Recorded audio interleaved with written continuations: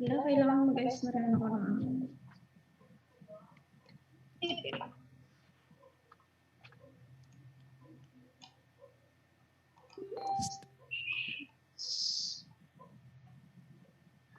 So sa mga Doc, tatlo lang a-attend. Ika-apat si Doc Bell kapag umabot. Parang ganun. Kasi si Doc Franz hindi siya nagsin kagabi. Si Doc Rina nagsin lang. Si Doc Islam sabi niya okay text. Tapos wala na yun lang. Baka busy. Meron din kasi silang activity bukas. 8 to 12. Oo, meron nga. Kaya hindi ko na masyadong pinipilit. Si Dean nga, feeling ko ano lang yun eh. Parang gusto lang niya i-show na na supportive din siya.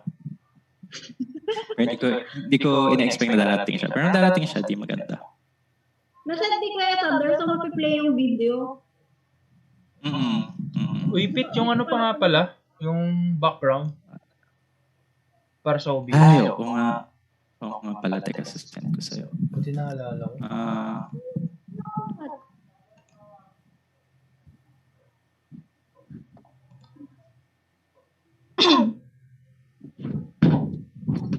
Walang problema ko dito.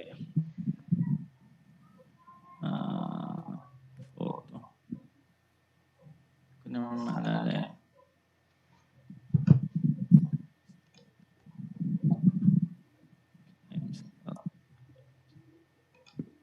Sino lang kasama natin dito? Yung YouTube link, pwede ko ba siyang share sa ano natin, GC?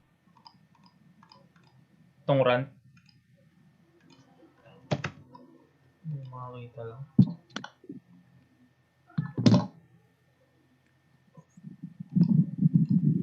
Gmail.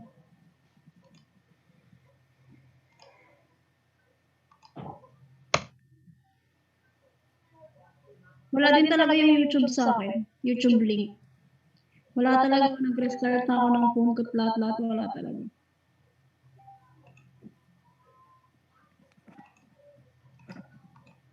Ang pangalan nito?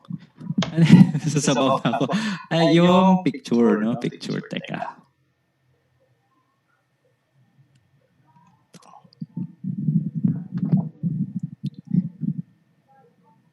Ganun. Wala. Ano nangyari? Wala. Ayaw mag-boss ng Facebook sa ano.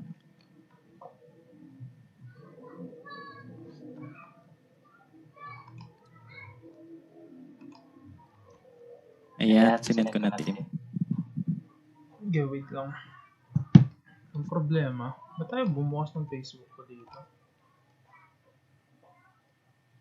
Ano din talaga. Ayun.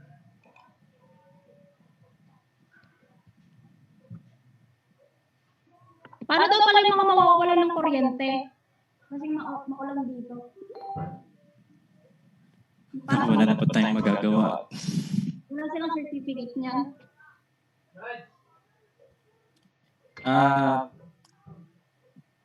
Good evening po, Kuya. Pwede po ba mag-join sa webinar? Kaka-register ko lang po kanina.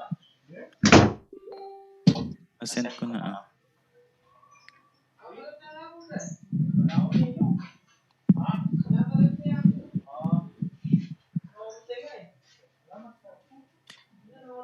Hindi kayo mga humahapol na second year na require sa kanila.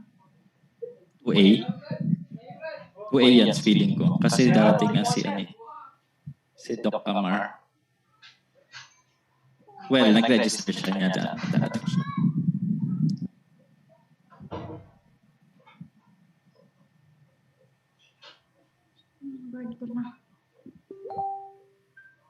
Si Shekinah.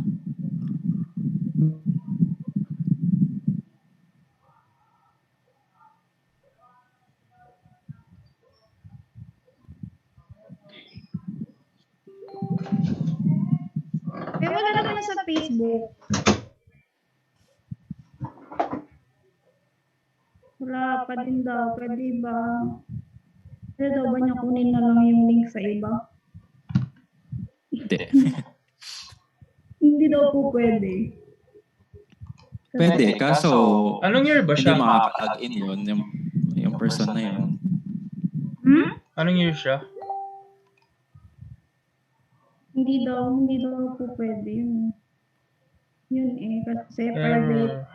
YouTube is not receiving enough video to maintain smooth streaming. Sana lang, hindi pa pwede yung yung kunyari mag-accept na lang tayo doon ng manonood.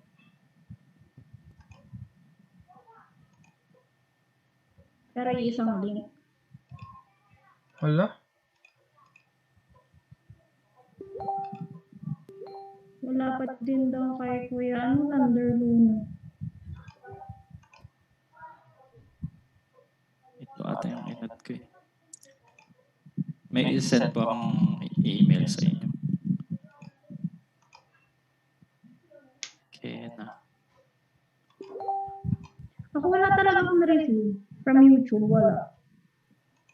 Oo nga eh. Weird eh. Hindi ko ma-figure out kung anong problema eh. I'm waiting sa host to let you in. Okay, wait lang siya kayo. Ay, ito na si Dr. niya.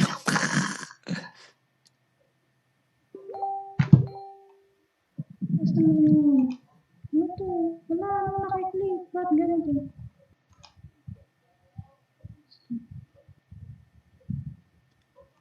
Hello. Kahit ng internet.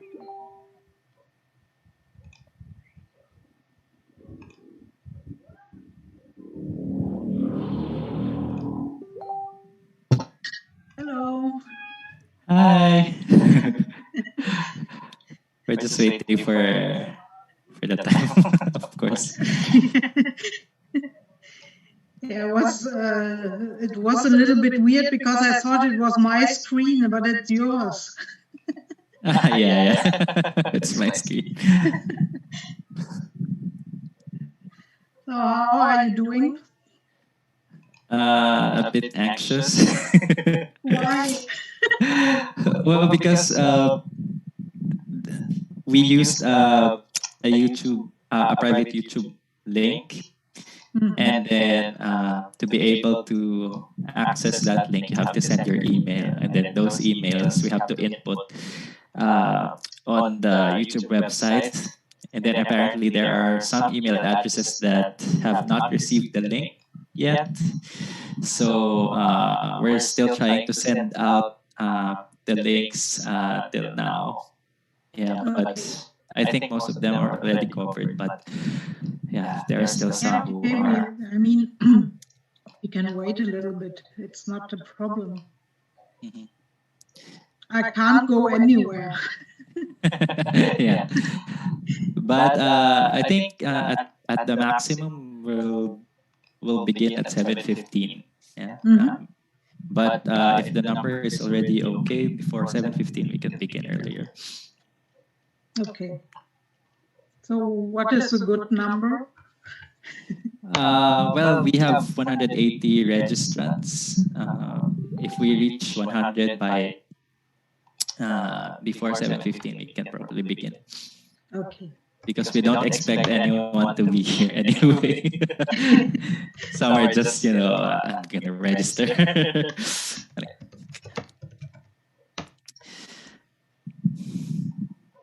Kaina, nandiyan ka ba?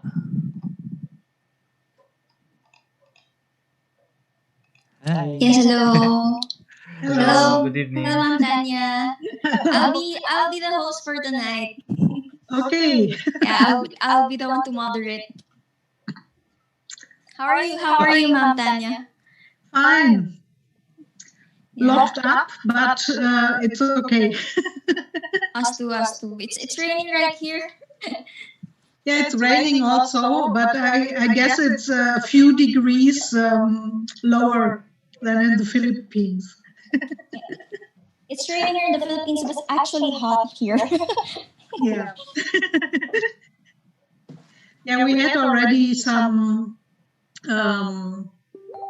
moments with below zero, so it was really cold, but yet no snow. I hope I can experience that too. And then Is you there wish, any Yes. Yeah, but then you wish to go back immediately because I know already those in Baguio, they start to shiver when it's like 14 degrees. I think, Yes. oh, I can still walk without jacket. We're not used to it, to that temperature. Oh yeah, it's very hot in Tarlac. Super. It's a sun-baked province. By the way, the dean said she might join if she can come early at home. Yeah. So, but as I've said, most of the parts of the program are already pre-recorded. So yeah, we'll just see.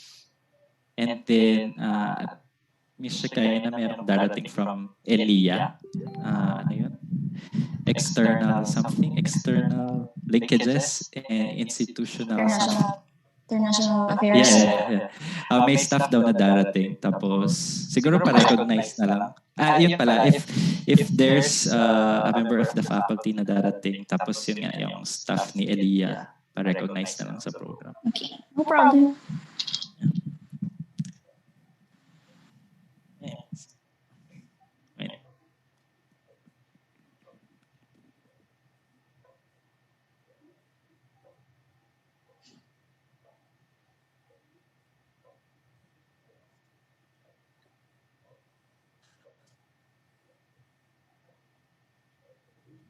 What time is it there, Miss Tanya?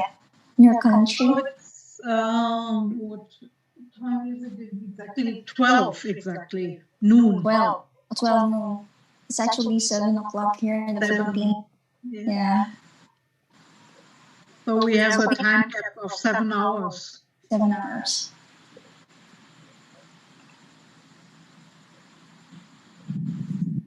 Sir Pete, are other students allowed to join here in the Zoom meeting? Or hindi na? Only registered participants can join. Yeah.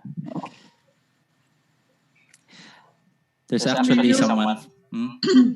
Will you record the session? I think YouTube automatically records the session, but I will be in possession of that recording, so don't worry. No, it's okay. I don't have any, let's say, dangerous or difficult cases there. Everything is okay. Okay. There's someone from another school, a nearby school, TSU, Tarlac State, wanting to join. But I said I can't let her join because it's exclusive. I told her to wait for other events next year.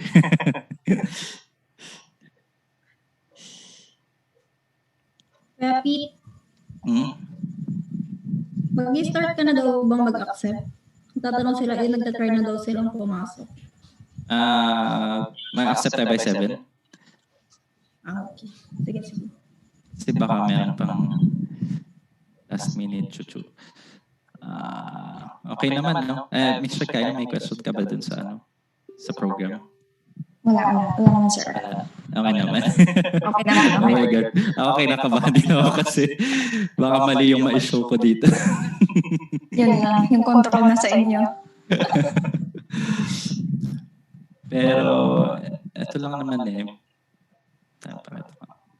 May number na rin siya. 1, 2, 3, 4, 5, 6, 7. Okay. Paano yung pala, sir? Sa certificate? Si Sir UJ na lang? Or hindi ko alam kung nandito siya. Parang mahina kasi yung internet nila eh. So, hindi ko alam kung makakapasok siya. probably kayo na lang.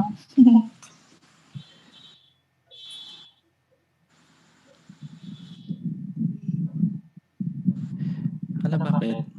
Tim, may problema sa live stream. Wait lang. Yung Okay yung YouTube. Hindi ko siya, Okay siya? Okay, Sino so ba yung parang May nag-send ba ng mga Pag link? nakalagay na yung email is, pwede na lang nilang tignan sa yung link. Tapos mag-view nila. Basta nandun yung email nila dun sa private Chuchu, ganun. Sige po. So, we will start accepting in a few seconds.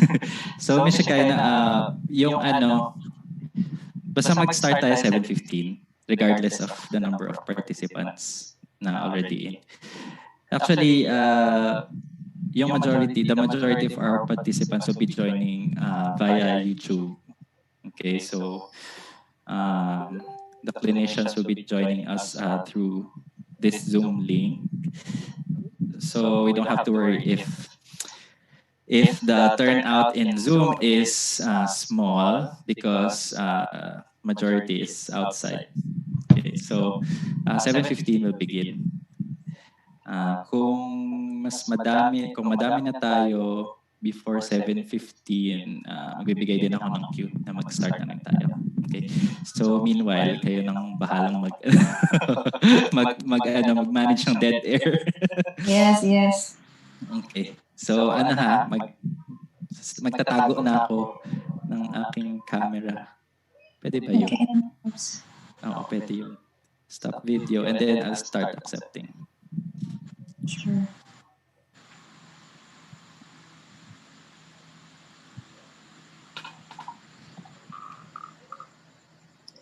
Tanya, we're very much privileged to be part of this program. Actually, this is my first time to be a participant of this webinar. This topic, actually. This topic, yeah, I don't know. Did you ever had I don't know, contact to any archaeologists or? No, not that much. We're just studying anatomy, so we know a little bit about anatomy. That's it. That's good. Yeah, because my supervisor for my master's thesis, he was first veterinary and then he studied archaeology. So usually you should have a biological background, and especially if you want to do some, let's say, hypothesis or interpretation of the material. Of course, you need knowledge. Knowledge, yeah, of course. It's very important. Anatomy and also behavior, and that's why I think I'm at the right address also, even though I have stopped working really on animal material. Yeah, it's now like 15 years ago. The last time I really worked on animal bones. But I still benefit from the knowledge I gained, so I could apply this. But have you been here in the Philippines? I've started working in the Philippines 2 years ago, and I just in March I went back to visit my brother, and then I was trapped. And I couldn't go back, so I'm waiting. I'm waiting for that. Everything is online, so yeah, it doesn't matter. But it's a little bit weird because usually to renew your working visa, you should leave the country and come back with a tourist visa. And of course, now it's not possible to enter with a tourist visa, so it's it's very hard. Yeah, even in the local one, we're really finding difficulty in crossing the borders. You know, it's really strict as of the moment. But how is the incidence in the Philippines? Is it going down or is it still high? Or it's still high, ma'am. It's still high. So I pray that it will the curve will flatten. You know, we're all expecting that. You know, it takes a lot of discipline from the Philippines, from the Filipino people, I should say. Because some Filipinos, I must say it's the same here in Germany, because after during the first lockdown, people were willing to follow the rules, but then during summer they didn't. So now we have also a very high rate, And even though they decided not to have a lockdown during Christmas vacation, probably we will have a very hard lockdown now. Yes. Some people will be going to their towns as well, their families. Anyway, we have a rising number of participants already.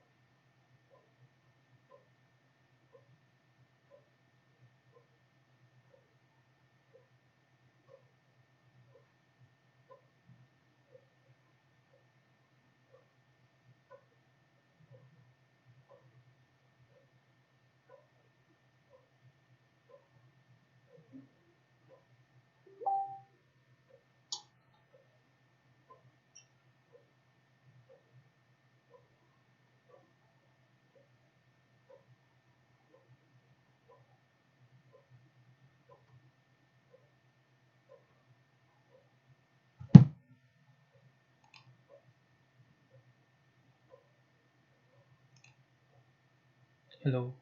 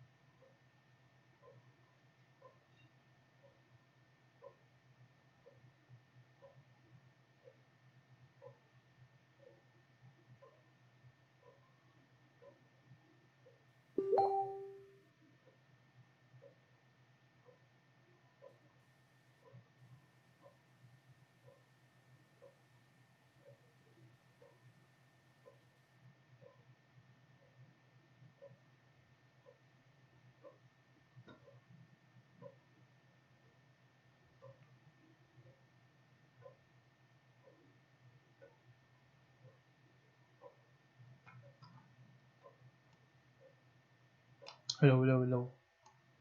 Hello, hello, hello. Hello, hello.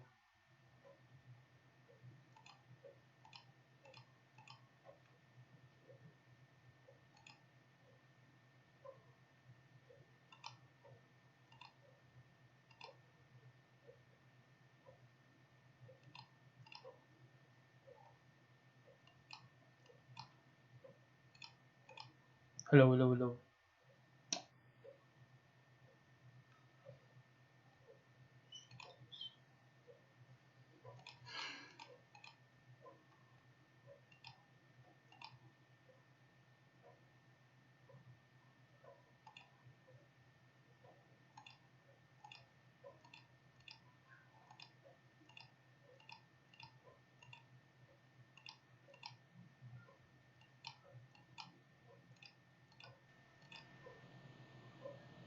Hello.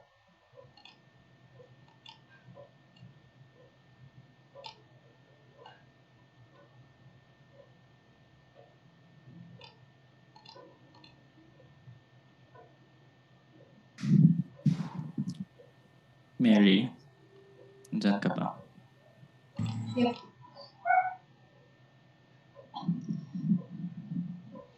Miss Kai,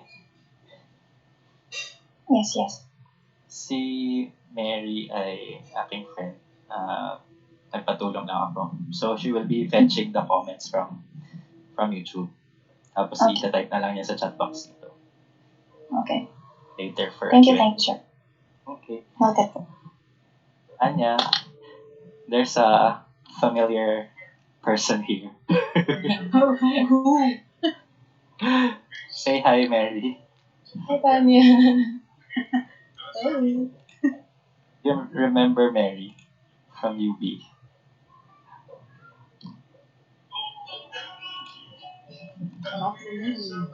Not really. Wala ka kasing face. Sorry. Sige, later na lang. Okay. Peter, did you get my message? Sige. Check.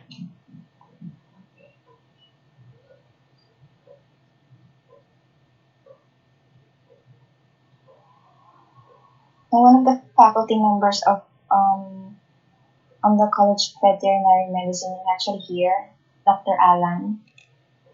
Hey, yeah, nice.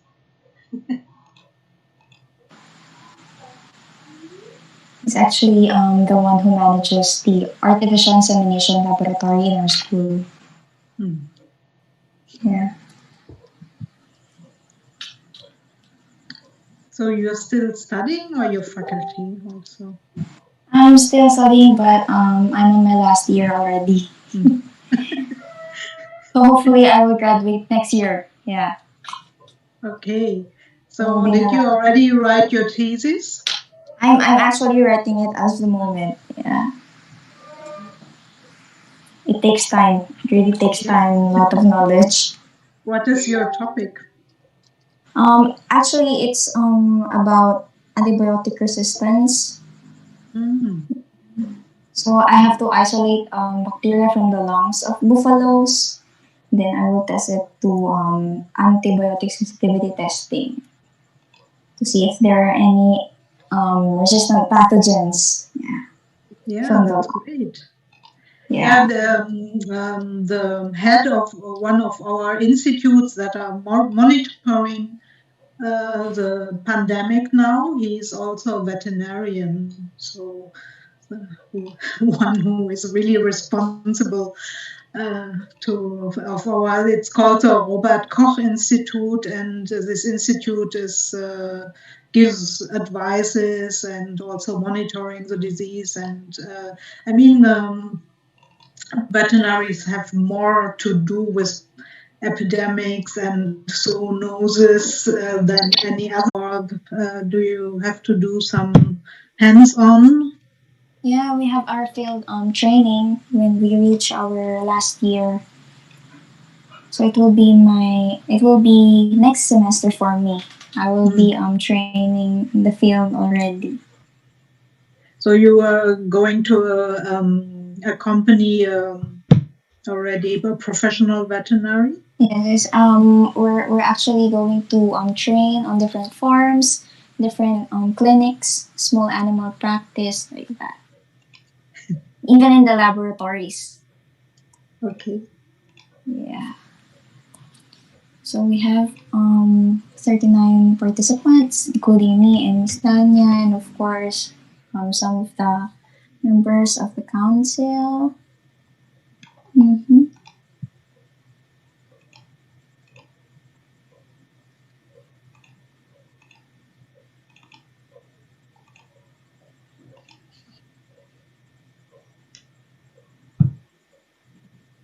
I hope our dean could join our meeting as of now. I So you think. could also meet her.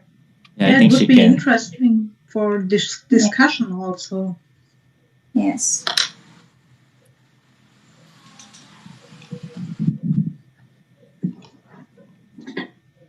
Sabi niya kararating niya. Nagsimula na kayo. So I think she can join. Sana, sana.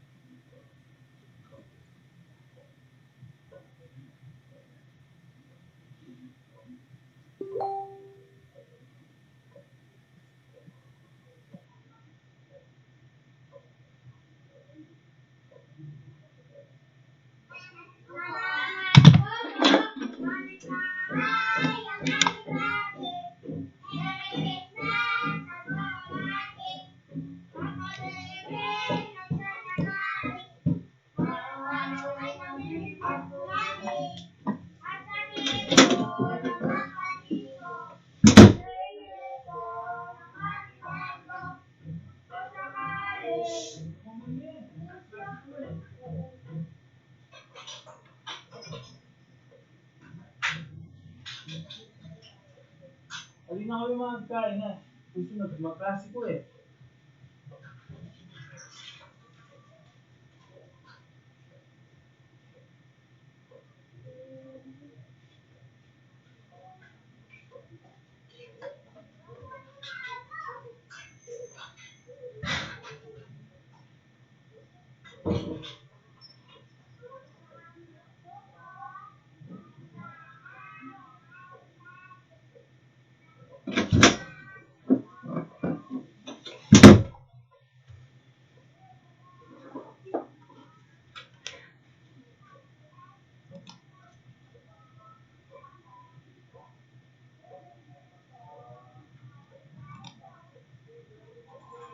So sa mga iba na join dito, please inform others na mag-join na rin dito sa dito sa Zoom meeting na nag-register. Sige, So inform mga classmates mo. Yes, sir, team. Pahintay na lang daw si Pete. Nag-reboot lang yung Kuya laptop niya. Nag-reboot lang. Yes, sir. Oo. Thank you. Sabi nga sa akin. Thank you.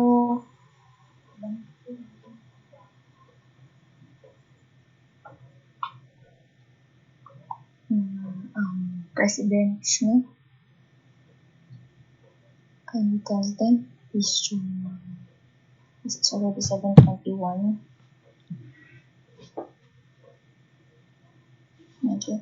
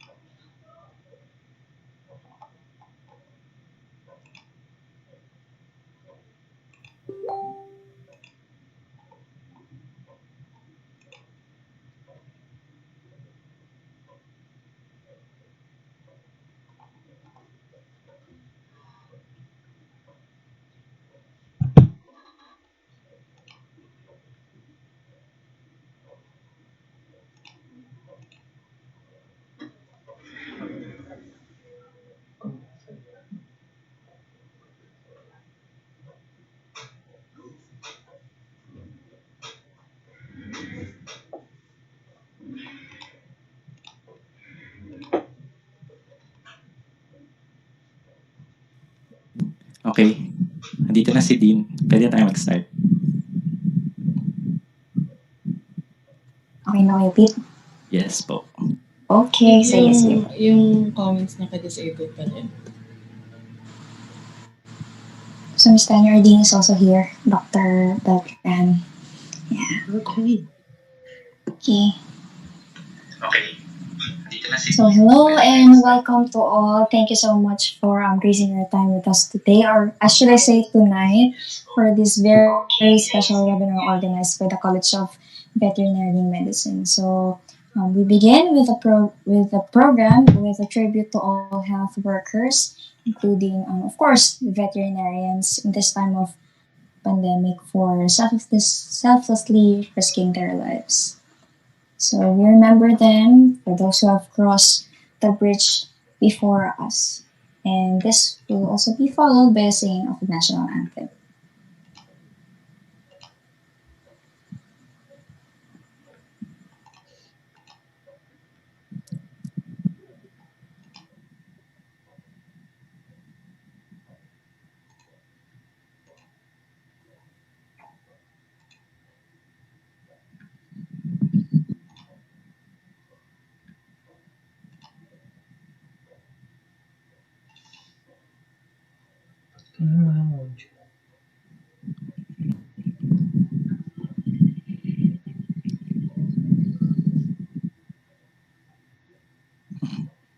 There's no sound. Teka lang.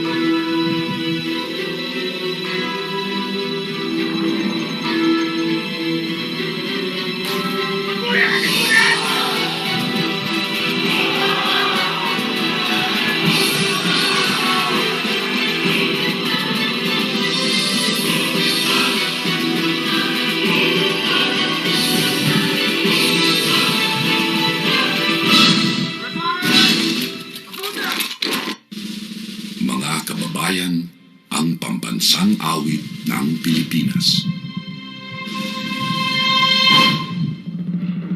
Ayang magiging telas ng sinanganan, alam ng puso, sa titik mo'y buhay. Lupang inyong magiting, sa manlulupin, di ka pasisigil, sa nagatak tutok sa simoy at sa langit mo pangaw, ay hinatang tulad, awit sa pagkayang minamahal. Ang isang ng matawad mo'y tagumpay na nagdidinig, bakit tuwing at araw niya kailan ang may di magdidinig. Lumanang araw ng walang pansinta, buhay langit sa piling mo. Ang higaya ng bangay ng amin, ang mamatay ng dahil sa'yo.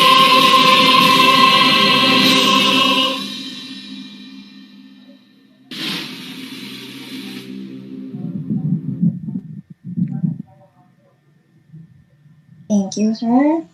So again, welcome to everyone who's here or who is watching here, to all the participants of this webinar. Of course, to our Dean, Dr. Merson Shonji Batlan, hello po, Doc. And of course to Dr. Alan, he is also here. And of course to our speaker, Miss Tanya Uldin, welcome po. And of course to all the participants of this webinar. So the Tarlac Agricultural University College of Veterinary Medicine is one of the premier veterinary schools in the Philippines, in our country. This year, it has received Level 2 reaccreditation status from the accrediting agency of chartered colleges and universities in the Philippines. We take pride of our faculty who are excellent in different fields of veterinary science. Let's get to know them more through this short video.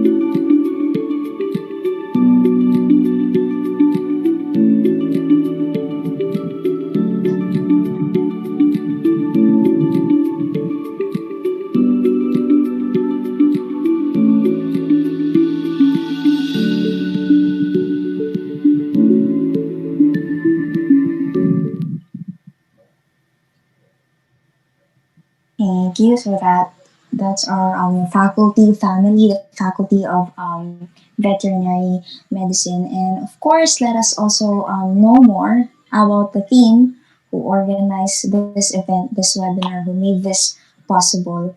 Our very own CVM Student Council.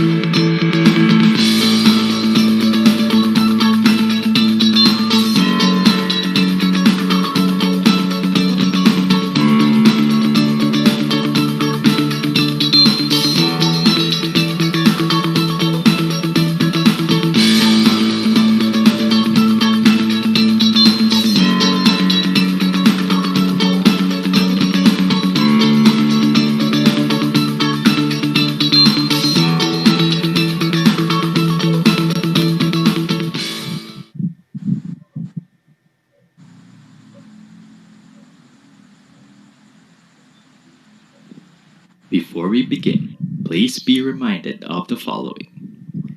Please refrain from making unnecessary noise during the speaker's presentation. We would like to request everyone to listen attentively to the speaker and kindly keep your microphones muted at all times. Queries and concerns will only be entertained right after the speaker's presentation. If you are on Zoom, moderators will give you permission to open your microphone when it's your turn to ask. If you are on YouTube Live, you can comment your questions and our moderators will ask them on your behalf. Please be reminded that the cases presented in this seminar are only for purposes of this educational discussion. You are not allowed to record them. Meanwhile, you are free to take your own notes for your own learning. Welcome and enjoy the webinar. Thank you, Sir Pete, and thank you for that rules and regulations. I hope that the participants will follow those. And of course, to welcome us all tonight, let us hear from the most prolific faculty member and the mother of our college, our very much clever dean, Dr. Maria Asuncion G. Beltran. Good evening to everyone. And I would like to say thank you in the first place to all our invited guest lecturer, Dr. Tanya Odin. Thank you very much for gracing our webinar. And I would like to welcome everyone, our students and other attendees are here with us today with the topic When the Dead Dogs Bark. And it's about Dr. Aldin will be discussing about animals in forensic and archaeological context. And she will give us a very good topic or knowledge on veterinary science, especially in a crime scene or an archaeological dig. How can an animal bone testify to a crime or reveal information about animals in the past? And we are very excited to have our guest lecturer. Thank you very much, Dr. Tanya Aldin. On behalf of the college, I'm now extending to you our utmost thanks to you for giving us your time. I know you are busy, but gracing our affair will be a big boost to our college. And I would like to welcome you to the Philippines. I would like to welcome all our attendees and would like to congratulate also the officers of the College of Veterinary Medicine Student Council for initiating this. And I'm praying and hope that next after next we'll have a webinar like this. And as you have invited Dr. Tanya Aldin, I know you will invite again another or many more successful veterinary scientists to grace our webinars. So I would like to welcome you all. Thank you very much. Advance Merry Christmas. And thank you, Dr. Tanya Aldin. Thank you very much. You. Thank you, Dr. Beltran. Thank you po. Thank you po for your time as well to join this meeting. So, of course, we have come to this much awaited part of this webinar. But before that, before we introduce the speaker, we would like to inform you that there will be a photo documentation at the end of this webinar, and some exciting news will be announced later on. So we encourage you to please stay. So I introduce our speaker for today or for tonight. Let's call on Dr. Annalie Paragas, the advisor of the College of Veterinary Medicine Student Council. Good evening, everyone. Magandang gabi po sa ating lahat. It is a great honor for me to introduce to you our international guest speaker with our first educational webinar sponsored by the College of Veterinary Medicine Student Council entitled Animals in Archaeological and Forensic Contexts. Our guest speaker is an accomplished biological anthropologist trained in archaeology and in forensic with more than 20 years of experience. She is currently an Associate Professorial Research Fellow of the University of the Philippines and adjunct lecturer at the University of Cordilleras. She obtained her Master of Arts in Anthropology from the University of Tübingen, Germany in 1997, and her Doctor of Science degree in Biological Anthropology from the University of Geneva in 2016. She has published in reputable journals such as the Forensic Science, International, European Radiology, and the International Journal of Legal Medicine and the World Neurosurgery. Ladies and men, let us welcome with a virtual clap our guest speaker for tonight, Dr. Tanya Aldin.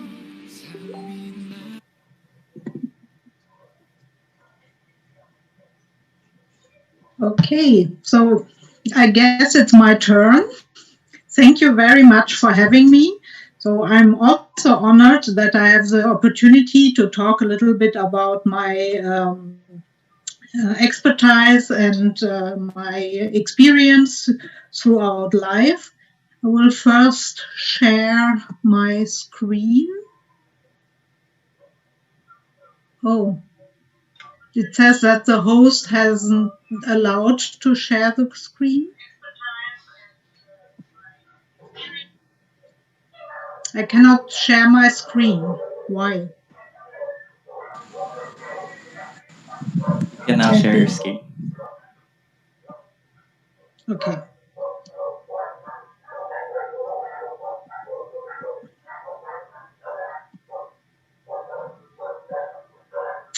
Here we are. So I had to laugh a little bit in the beginning because I completely forgot to provide a title. So Pete helped me out and invented this title, When the Dead Dog Barks. And yeah, it just by accident, but it really points out how it started for me. Therefore, I decided now to pass through a little bit of my professional development. And it starts with my master's thesis. So first with bioarchaeology. At that time, it was not bioarchaeology. It was just pre and proto-history, and I focused on animal bones in the archaeological context, and then discovered that I can also study physical anthropology, as it was called in Germany at that time.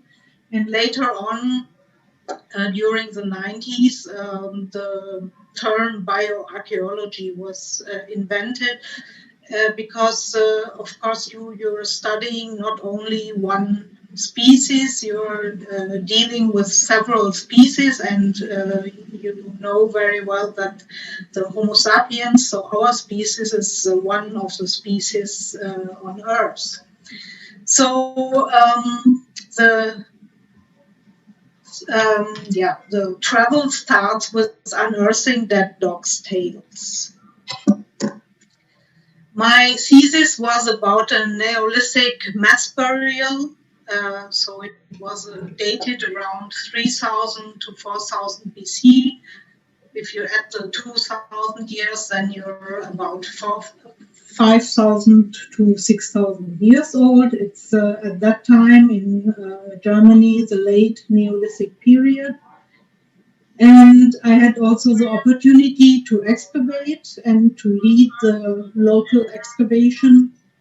And after the excavation, I could analyze the human and animal remains.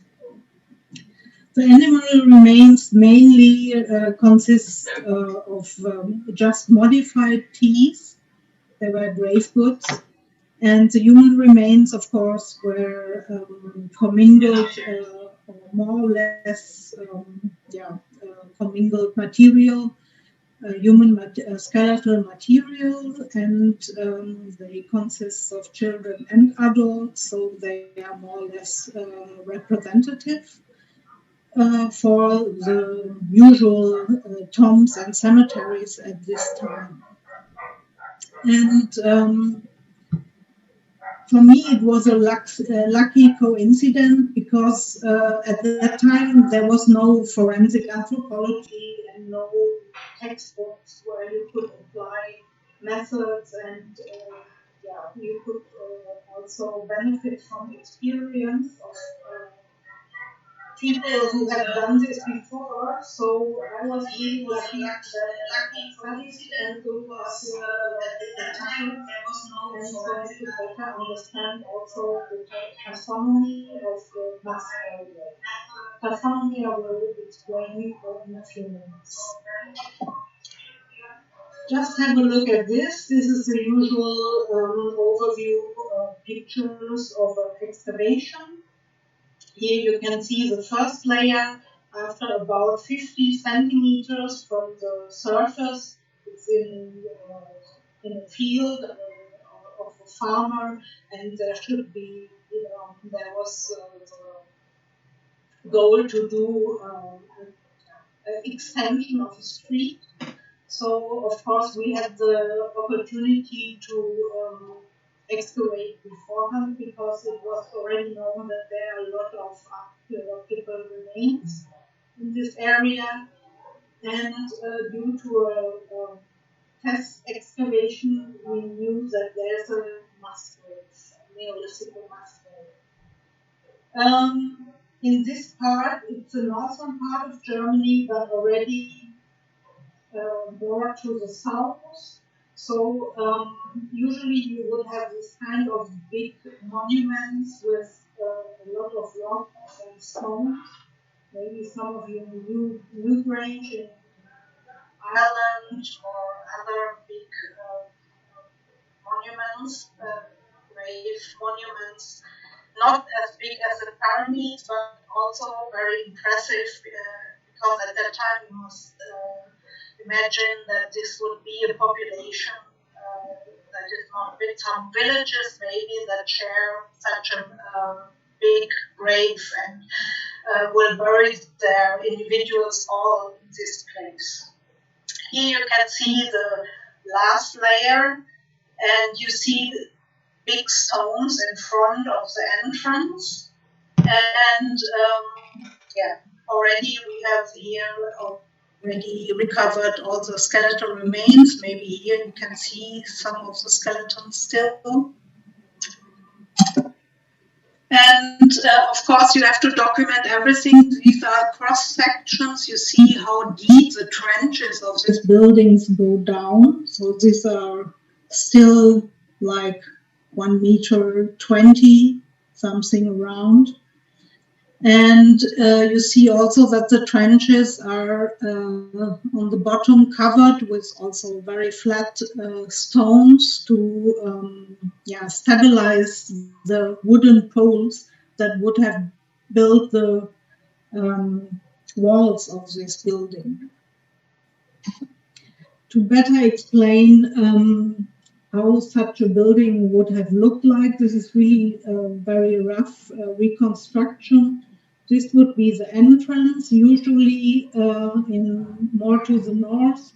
All these walls would have been from stone. So at this time, it was really an exception that we have found a building that was combined of wood, because in this area, these rocks are not available anymore, and we are not yet in the mountain area where you can get bigger stones or rocks to build such monuments. And if you look here, this is the longer side. You could see here we have put a skeleton inside. So usually you cannot really enter through this, only maybe very small people. And all the buried people would lay in a supine position on the ground. And so this is how the accumulation of several individuals can be explained. And as you can see here, this is the third layer where you still can see these stones that have the function like a tile. So a pavement of the whole building, and then you would lay down one body after the other. You see here, for example, is a skull, and you can see here long bones. So this is still only about human bones. Here you can see, for example, it's also a modern disturbance within the grave. And if you take a closer look, you have still very well preserved skulls here and parts of the body, not even though there's a femur which probably belongs to this individual. You can imagine that it is quite a difficult task to really tell which bone belonged to which skeleton. So for me, it was also a great opportunity to train my skills in this kind of it is quite a difficult task knowledge. As you can already see here we have the first animal bones. These are little jaws, little mandibles. And we go have a look closer to it. You can see here human pelvis and long bones, and here you have the femur, also a human femur, and close to the pelvis and the femur there are two mandibles, and these are mandibles from a fox. And on the other hand, you have here a leg, so this is a femur. This is really a very, very bad preserved tibia. And then you have here the calcaneus and the foot bones. And this accumulation here are incisors of a pig. And we have assumed, because we knew this from other contexts, from other mass burials at this time, that these pig teeth would maybe be fixed on a clothes, maybe a trouser, or maybe a boot. So we cannot tell really, but probably it's also connected to this individual line here. For the fox mandibles, sometimes you cannot really be sure that they are really grave goods. In this case, both mandibles, they are here, are from the right side, and you can already see that they are from different individuals. This one is a little bit bigger, and also when we investigated the abrasion of the teeth, then they have different ages. And of course, you would expect if a fox would live in such a tomb and maybe is accidentally has died in this area, then you would expect a whole skeleton. If you only have two mandibles and you will not find any other bones, and we have really had a hard time here in this grave to find any other complete animal skeletons. The only one I remember was complete was the skeleton of a hare, of a European hare. And of course, you can think that maybe this was a prey of a certain carnivore.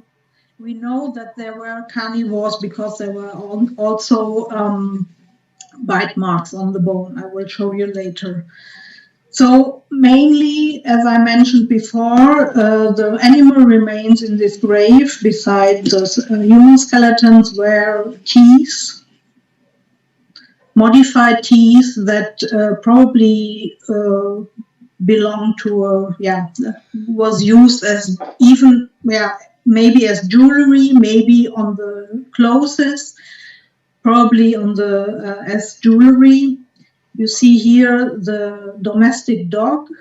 Then we have also some extraordinary canines from a lynx, from a badger, all modified, and even here from a brown bear. You can imagine this is quite impressive also. So if you go for a hunt and you are able to get such a big animal, of course these impressive fangs would also mean to have the power of this animal. On the other hand, we have this is for sure, these are not wolves. The size of the teeth are too small. And we could monitor in other graves also from this period that this was almost the industry. So all of those people would have this kind of grave goods. Sometimes even they would fake this kind of teeth out of usual long bones. So you see a kind of first handcraft industry at this time. You not only connect these grave goods to one individual, it is so disturbed here with the grave that sometimes it's quite difficult just to better explain. You see here the cross section, you see here the floor of the top, and it goes down a little bit to the trenches. Of course, when the wooden poles would decompose, then of course everything will fall apart.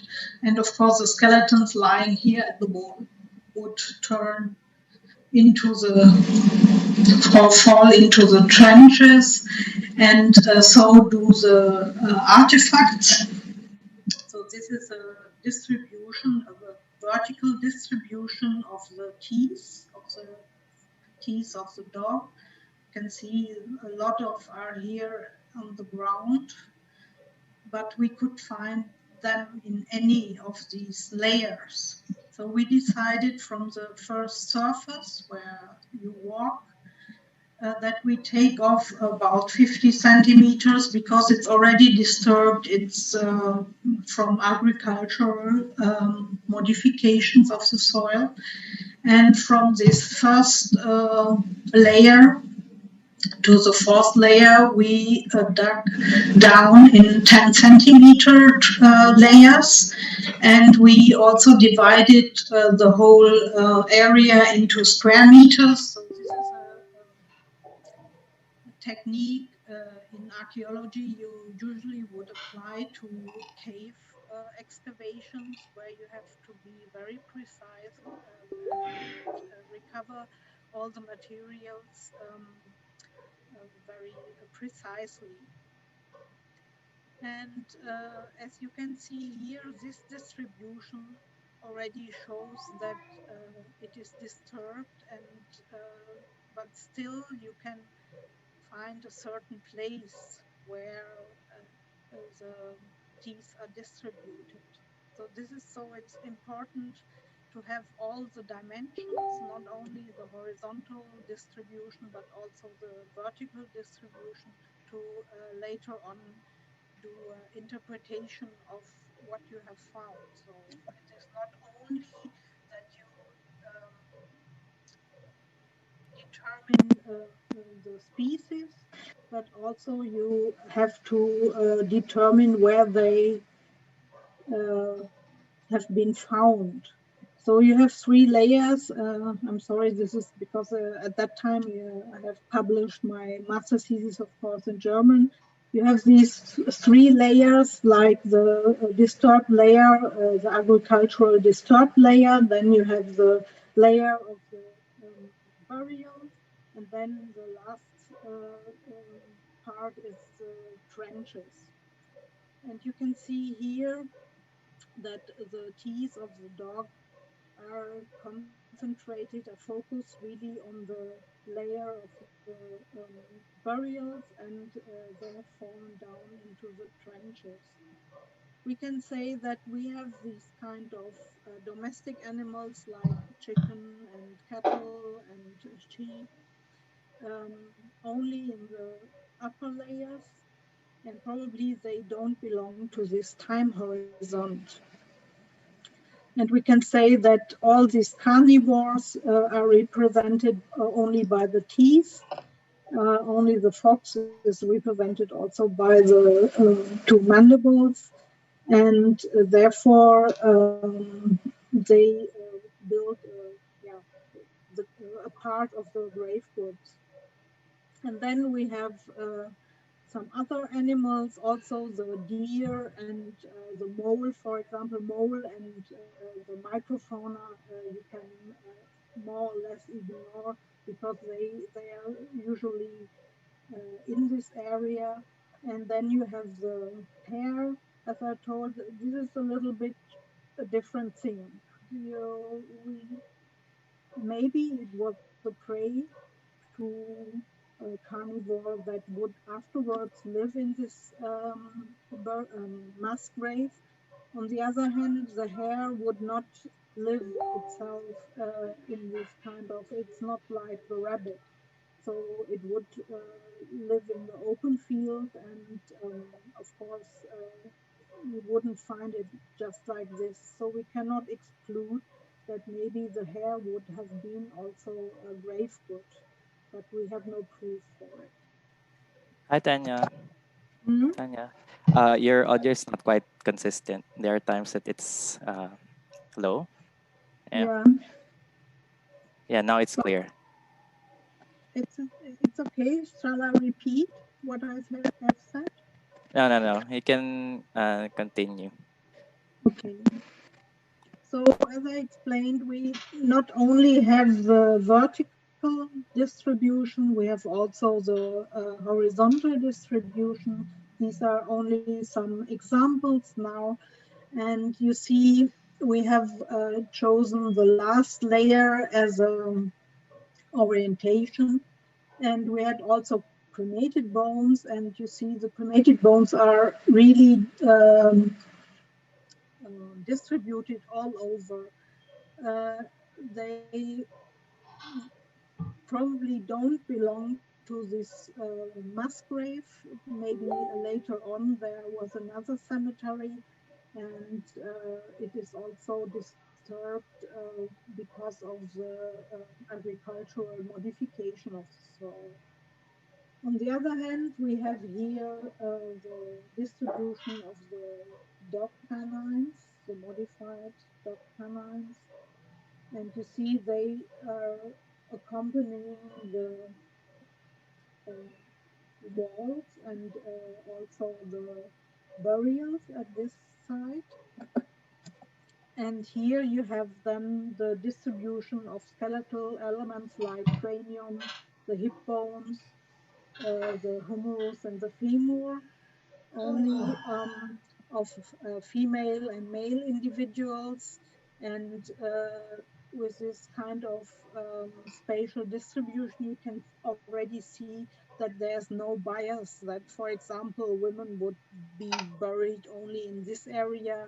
This would also be a good information, and male individuals would maybe be buried in another area. No, they are equally distributed. The only thing is that we had a little bit more male individuals than female individuals, but as this is only a sample of a cemetery, and a cemetery population never can represent also the living population, so these kind of little biases are not that interesting. Okay, what else can we do? Of course, this kind of sample of animal bones are not big enough that you would really make, you would count the minimum number of individuals.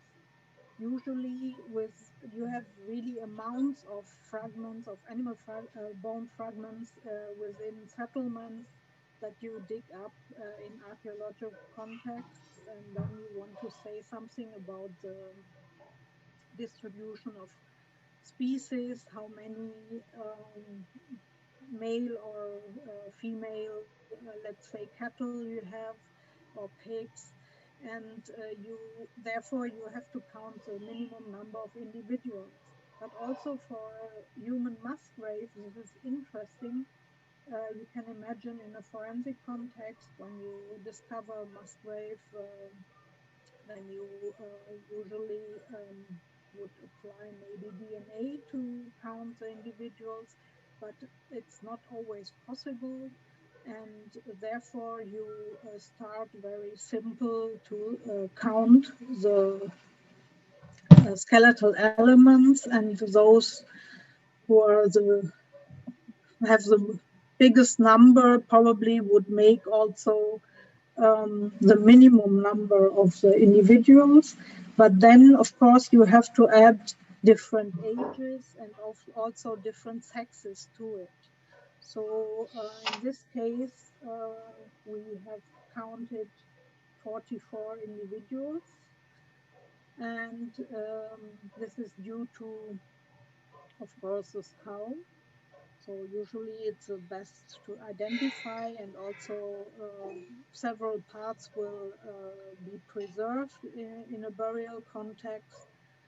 Usually the hip bones, they're very fragile, so it's also a question of preservation, will not be preserved very well.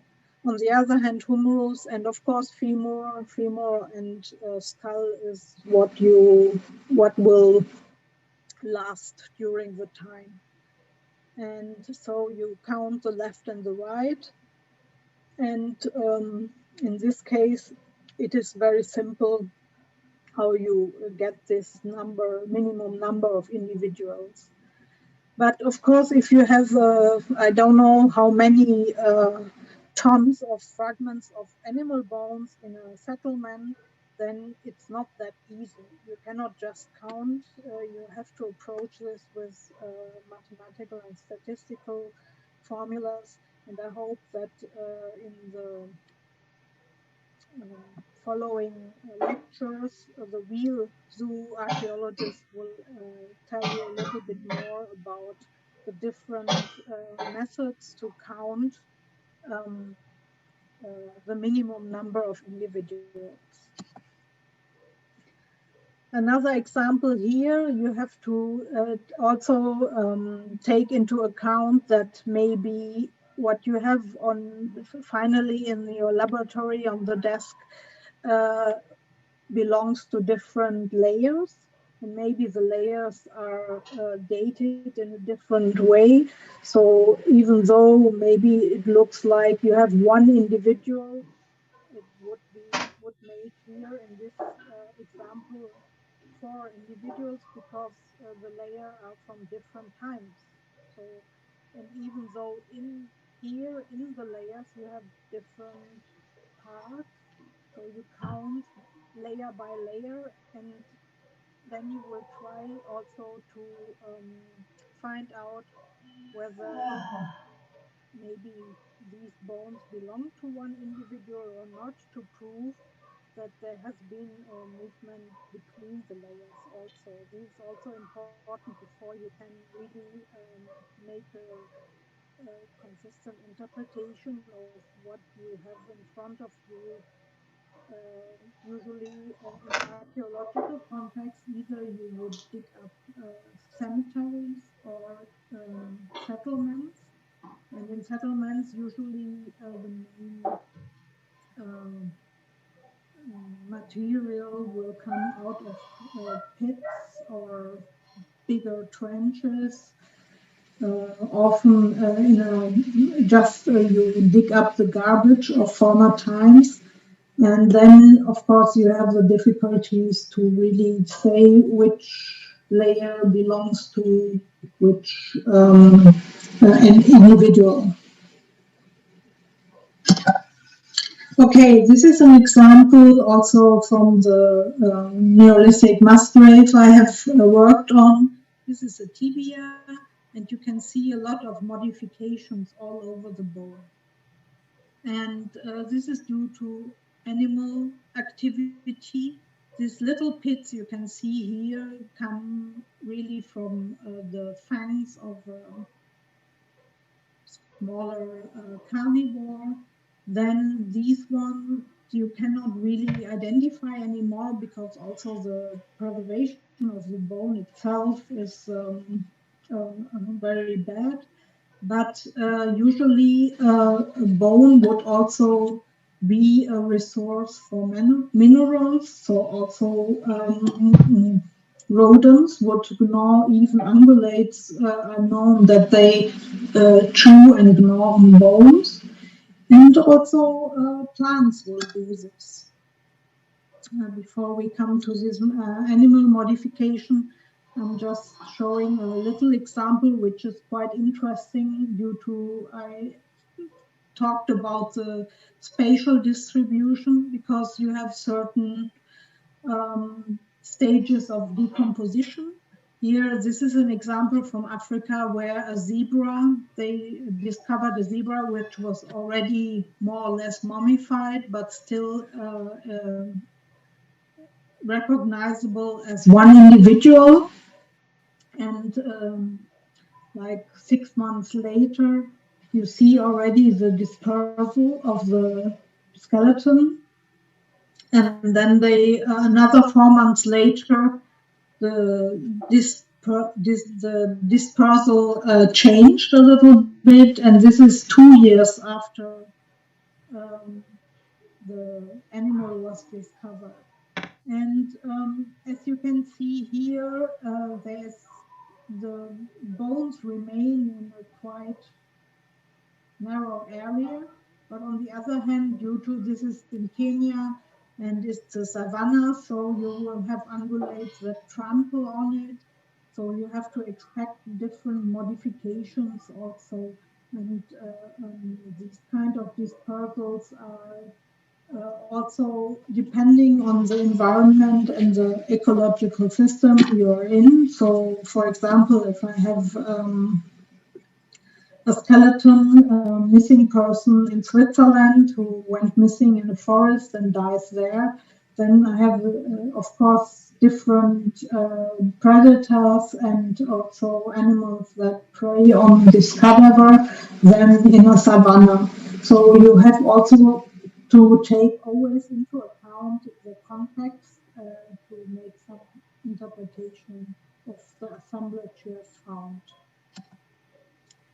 And therefore, taphonomy plays a very, very important role in archaeology, in paleontology, and also in forensic context. It was introduced in the 1950s by a Soviet scientist, Dr. Efremov, and who wanted to really study the transition of remains.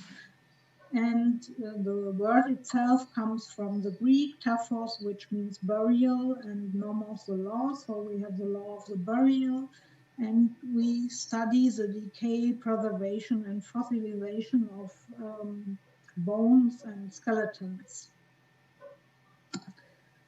And as you can see here, we are here. So we have quite a big time of different species and animals, and therefore you will also understand that comparative anatomy and also the knowledge of skeletons is quite important. And if we deal with extinct species, there's always a little bit, it's always a little bit suspicious, because how can you tell that it's a different species or not? Therefore, all these species made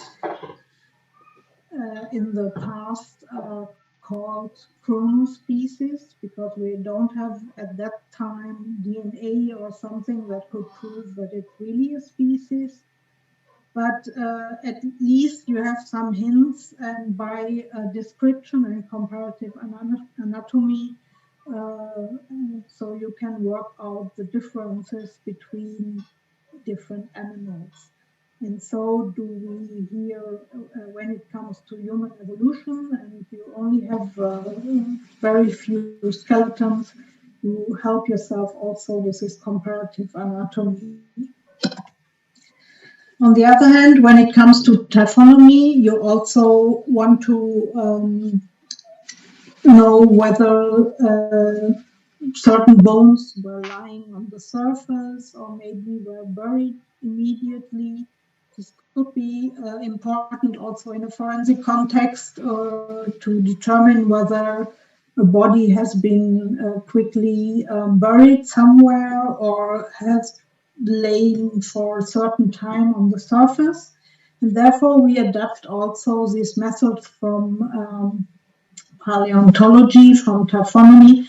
For example, the weathering of bones will tell you that these remains have been exposed to sun and rain and all the weather conditions for a long time.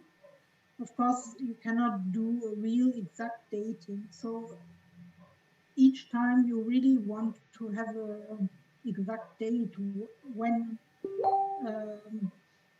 a certain body was placed in a certain space. So you have to apply a scientific dating methods where stable isotopes are investigated. Here, these are these manipulations by the animal activity. For example, here the rodent would cause really parallel striations. In contrary, the carnivores, as I have shown you before, these have, due to their fangs, as pits, and on the other hand, they really like to gnaw, especially on the epiphyses, and you would also have these very sharp, flat trenches. And then you have examples here of ungulates chewing on bones. So this is a completely different pattern. And here an example of termites. So you have, if I just go back to the tibia, of course in Germany we don't have termites, but this looks almost similar. So it's quite difficult sometimes to really distinguish what kind of animal activity led to a certain lesion on the bone. On the other hand, you have also the plants. The plants also live from the minerals of bones, especially in in environments that are very acidic. So regularly you would see also root impressions on the bone. And of course, I will not go now into detail to really understand a certain assemblage. You need to know something about the different ways to butcher. Have there been have the bones, or at least the part of the animal that has been consumed exposed to fire or not? So you should know also the science that and the modification fire can do on bones. Then, as I said, the natural modification due to the environmental impact, that could be trampling, maybe movement due to water, or a movement also in the sediment, and then last but not least, also the diagenesis by soil bacteria and by other bacteria, that this is really a field nobody really has investigated. So there are many factors to take into account before you can really make a good interpretation of what you have found. And this makes archaeological site similar to a forensic site, because you only have some small evidences and you need to make an interpretation and get some clues out of almost nothing. And yeah, of course, there are also other signs. Pete has asked me maybe to talk about diseases. Finally, I decided not to talk about bone diseases, because bone pathologies are quite rare. And you can imagine that pathologies that would reach finally and modify a bone, or maybe beside cancer, some maybe more chronic diseases. On the other hand, I can understand that you have asked for maybe signs of diseases due to the current pandemic, but I guess this would be good to ask a person that is working on ancient DNA, because they have made quite a progress also to identify diseases by really advanced methods in investigating little fragments of DNA. And this is, I have read some articles lately, and it's quite interesting, but I'm really not an expert for this. But on the other hand, when Pete asked me about it, and I just passed by an article in the last days about dinosaurs, and of course the best thing to investigate on bones is of course fractures, and fractures can tell also something about yeah, maybe the environment, and also maybe the life of an animal, also the life of human beings. And this was so funny because I like this reconstruction where they try to escape, these poor dinosaurs, and then would be hit by a tree. And it says, in a violent rain and windstorm, a large tree fall on an adult Saurolophus.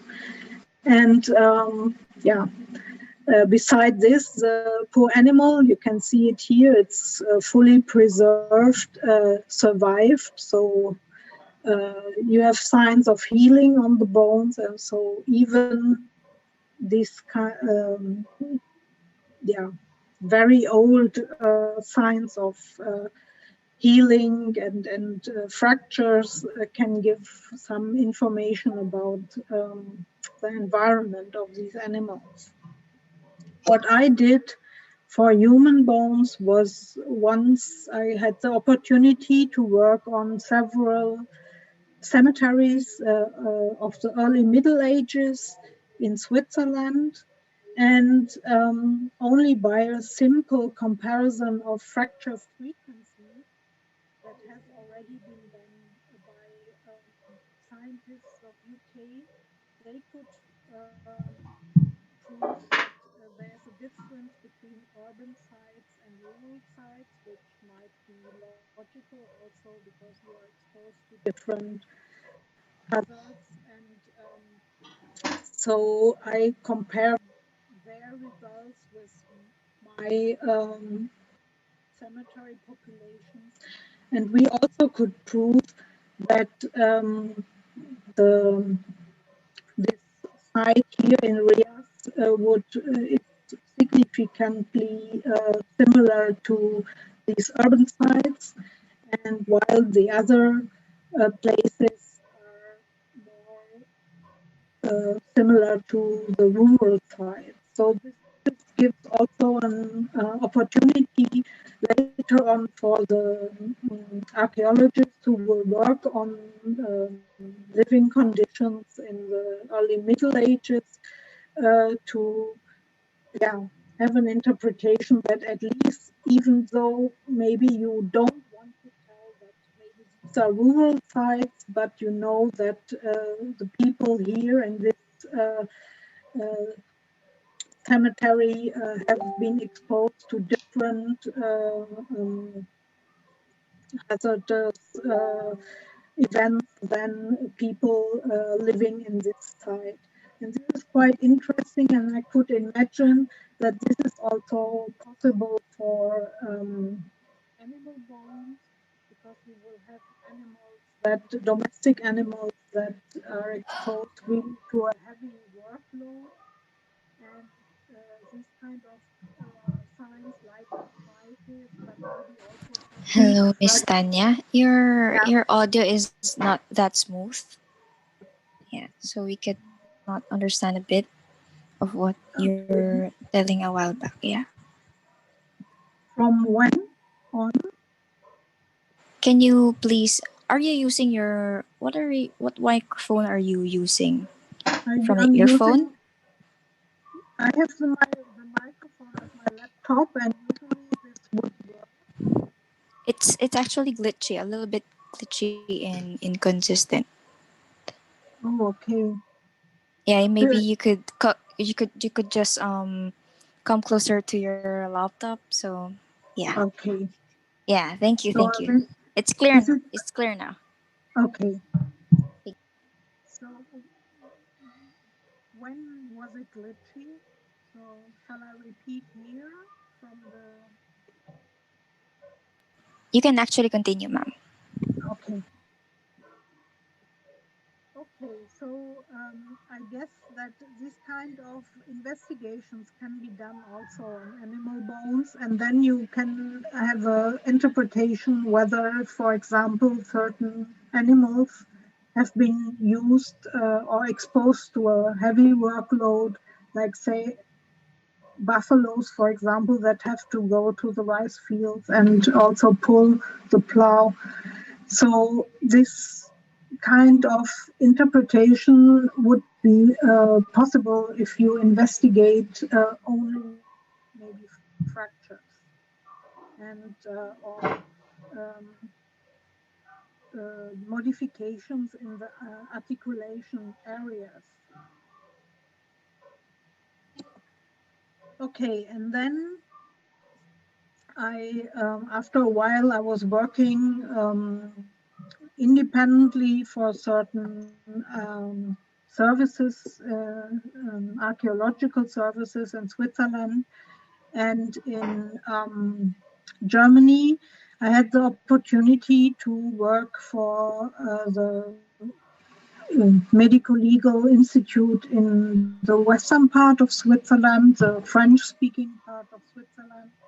And there I was so astonished that I really could apply all the knowledge I have gathered during my times in archaeology to interpret also certain cases. Also for the human cases, but I had also at least one or two cases where it concerned only animal bones. And the first question in forensic is always, if you find a bone, is it human or not? This is for sure. And it's not always that evident, like you find a skull, and of course you easily can tell whether it's human or not. But usually we would deal with long bones or maybe fragments.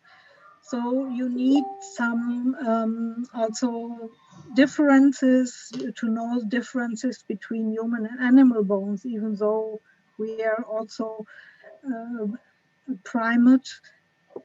We have some differences we can see. So, for example, that in a skull, a chin is present or not. But as I said, if you have a complete skull, it's not difficult. But in a skull, in fragments, it's quite difficult. So you need some hints how you can differentiate the human from the animal bones. Teeth, I guess it's also not that difficult. Maybe in fragments, yes, but usually if you're familiar with different nutrition, so you will not mix up carnivores or herbivores with humans who are omnivore. Maybe with pigs, sometimes if it's fragments, then it can be because they are also omnivore. So you have to know also the nutrition of the different species. When it comes to the postcranium, then it gets already more difficult.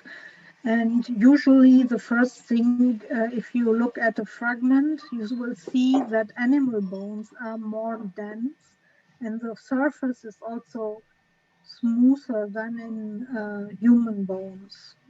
This will be, and of course, then the cortex, the compact bone, is much bigger than in human bones. So this is already some factors you can use to differentiate between animal and human bones. This is an example from Geneva, where I had, let's say, I told the police that they must not bring all the bones they have to the institute, and also if they bring the bones, then they already have to start an investigation. So sometimes it's easier. They just send me pictures, of course, high quality pictures. And these were bones lying close to the Lake of Geneva. And I could see already from the magnification here that they are bird bones and probably of a swan. And with this remote analysis, it facilitates a lot. So the decision to whether to start an investigation or not can be solved directly um, at the place, where the finding is. And in this case, there were, it is clear that these are animal bones and the police must not investigate further. On the other hand, I had also a case where a veterinary would have called and asked because a farmer would ask for the money of the insurance. He said that this calf was struck by lightning and burned down completely. And immediately, if you have a look, and he was not sure whether it could be, because due to, I mean, it's true, the calf died here on the meadow, somewhere in the mountains, but all this modification of yeah, the environment is due to decomposition, due to the liquids of decomposition. These are just some maybe mummified, more or less white soft tissue, and you can see here that it's not, of course, if it would be a case of the police asking whether it's human or not, of course, it's not human because you have such a big rib here. And in comparison to the other bones, like the femur here and the back, it cannot be human, it's much too big. You have certainly the femur, then you have the scapula. The scapula also indicates that it is not an individual that is walking upright. And then you have the pelvis in the back here, and it is fused, so it's also elongated and not small and broad like in a human individual. Okay, so as I mentioned before, taphonomy plays a big role also in forensic setting, and therefore we have to know how the environment affects the decomposition of the body, and also how the decomposition will affect of the body affects the environment, vice versa. So this is quite a field where we can do some pioneer research, especially in the Philippines. We don't have any data, and we are looking forward to start also some experiments. Another example of carnivore damage is this case. But it's from the literature, where owner of two dogs died, and they were locked up with the individual, and finally they had to decide to eat, to prey on the owner because there was no food anymore. So as you can see here, skeleton can quickly be fragmented and distributed anywhere if there are enough predators around. And also to consider, if you are looking for missing persons, or maybe also the rest of the skeletons, maybe the skull would have been found, but the rest of the skeleton is missing. You have to take into account that smaller carnivores like badgers or also foxes are collecting bones, and this is only of the assemblage of one foxhole. And then if you are going for a search within a forest, you have to take also into account the environment and also the species around and their attitude on collecting bones or preying on cadavers.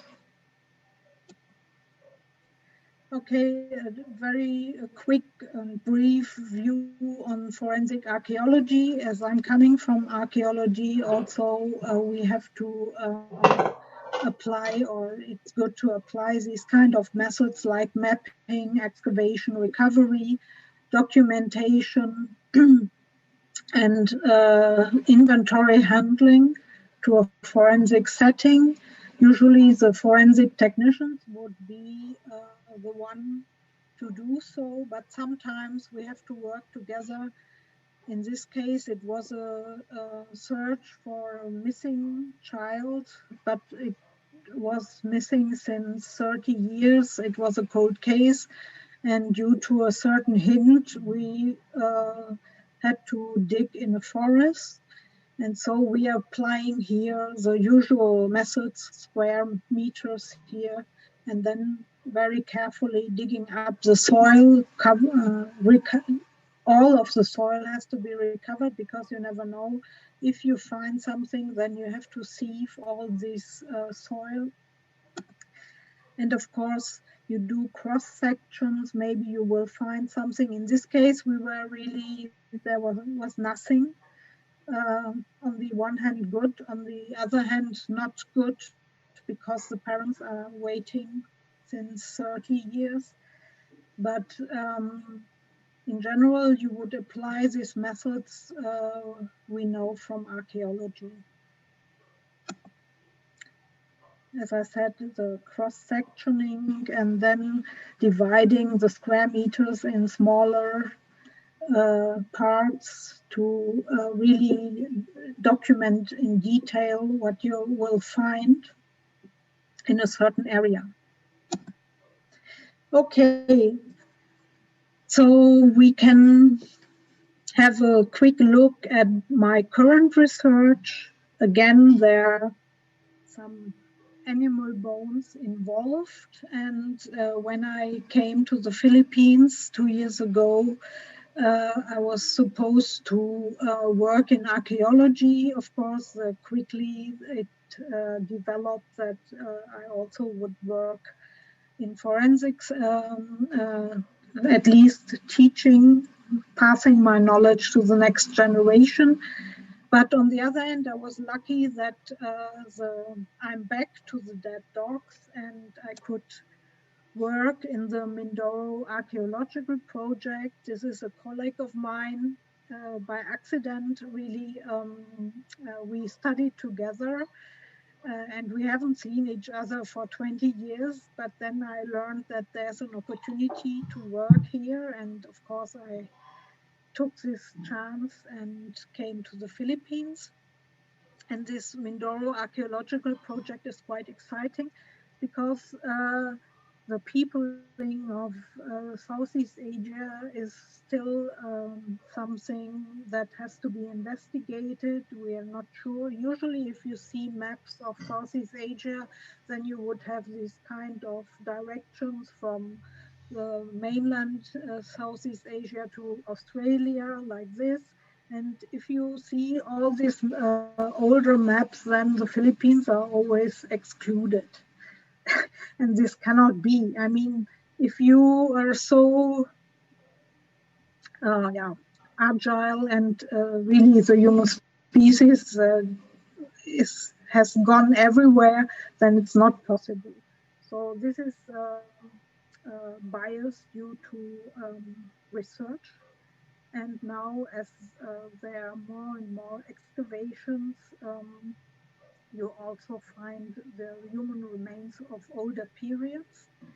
And Dr. Paulik had the opportunity to dig in Elan Island. This is close to San Jose here in the south of Mindoro.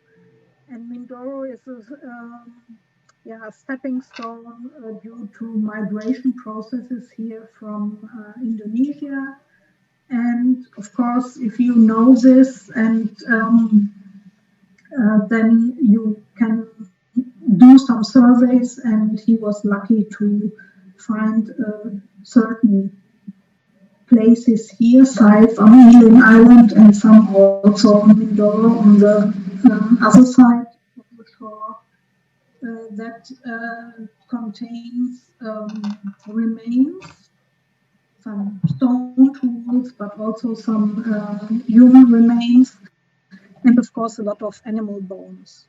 And we are investigating now the peopling of Southeast Asia, and it's quite interesting that we have found certain human remains, and that gives us also a hint on the burial practices.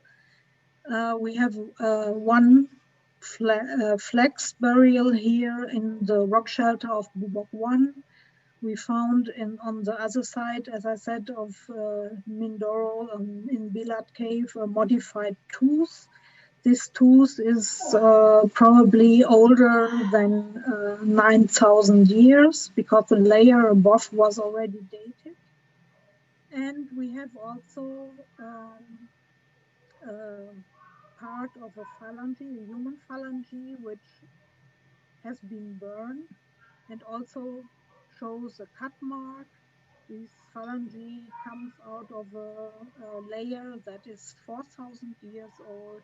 So it's quite exciting to see that with continuing research, you will also make this kind of nice discoveries. But we should go back to the animal bones. And in this rock shelter of Bubok 1, where the burial and the phalange was found, it is mainly a shell midden that would give a certain stratified layers that can be dated also. And so we are able to date, we have calibrated dates that go from 4,000 years ago to 33,000 years ago. And as they are shells, of course, we are lacking an expert in shells. Some investigations have been done. This is maybe to better show the situation. This is Bubok 1 and Bubok 2, two rock shelters, nowadays close to the shore. But at the time, 4,000 years ago, yes, there was the sites exposed close to the shore. But then if you go back further in time, then you are entering the glacial period. So a lot of water was bound into the glaciers, and the sea level was much lower than today. So this is 4,000 years ago. If you see this one, this is 7,500 years ago. And then we go further. This is 10,000 years ago. And you see that the sites are no more close to the shore. And then this is to 18,000 years ago. And this is really the maximum of the Ice Age. And so Elan Island and all the other islands are part of Mindoro and not singular islands, and can be reached just by walking, crossing these lowlands here. This you have to take into account if you investigate a certain rock shelter or a cave and you have certain assemblages there. First of all, you have to connect to the climate data and also the environmental data of that time before you can really make an interpretation. And this is not my research, but there were researchers already working on the maritime vertebrate fauna, mainly some fishes. And it would be quite nice to have more experts also looking into shells, as I said. We have also some evidences of fishing technology, and this is one of really exciting. You have this kind of fishing gorge here found in Rock 1, and due to the layer, we can say that it's older than 30,000 years. One of the students of Dr. Pavlik is now conducting some experiments.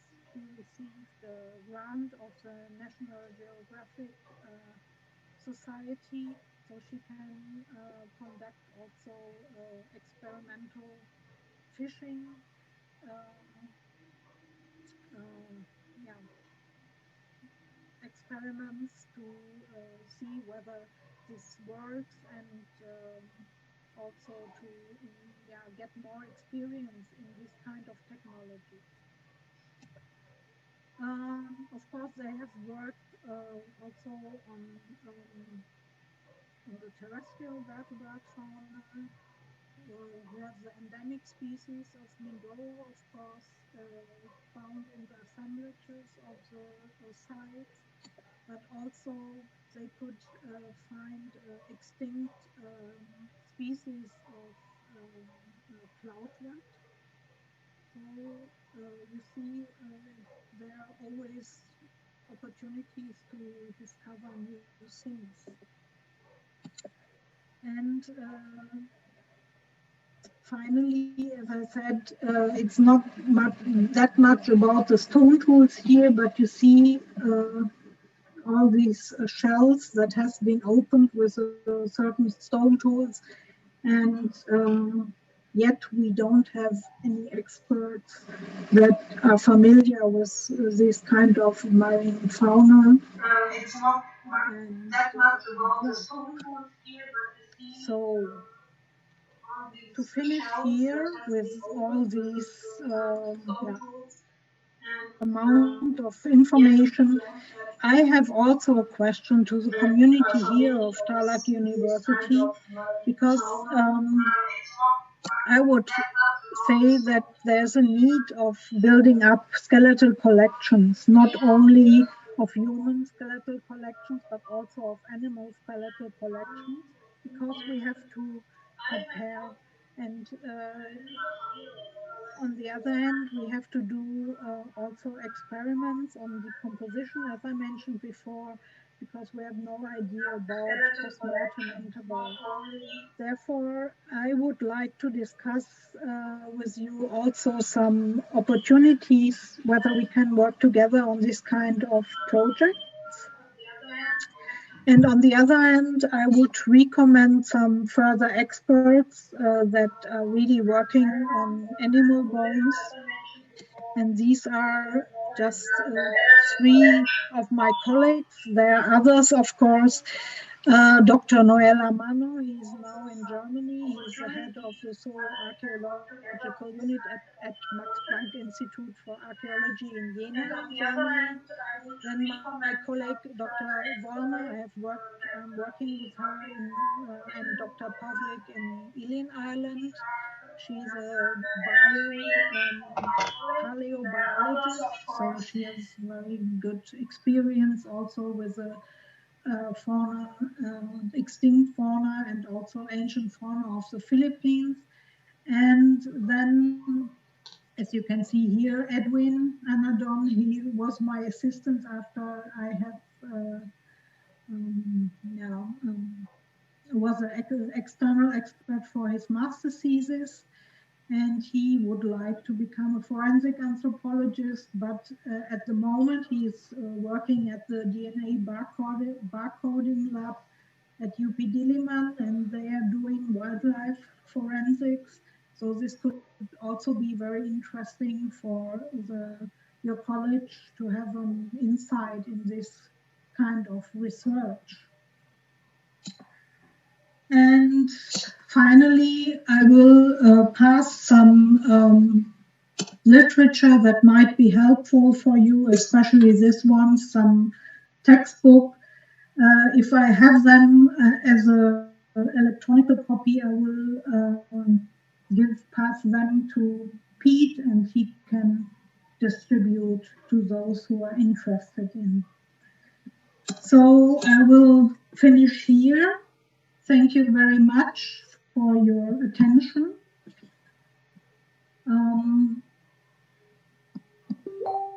What do I have to do? Yeah, okay.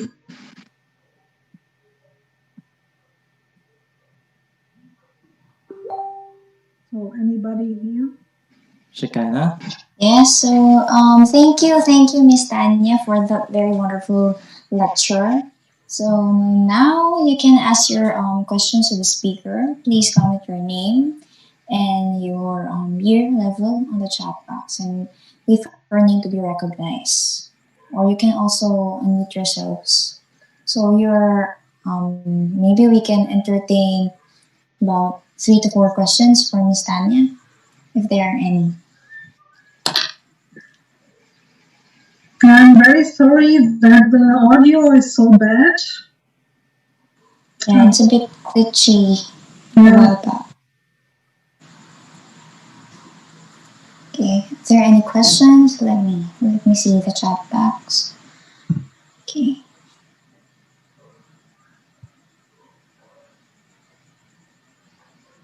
Or on our YouTube live stream. Maybe there are some questions there.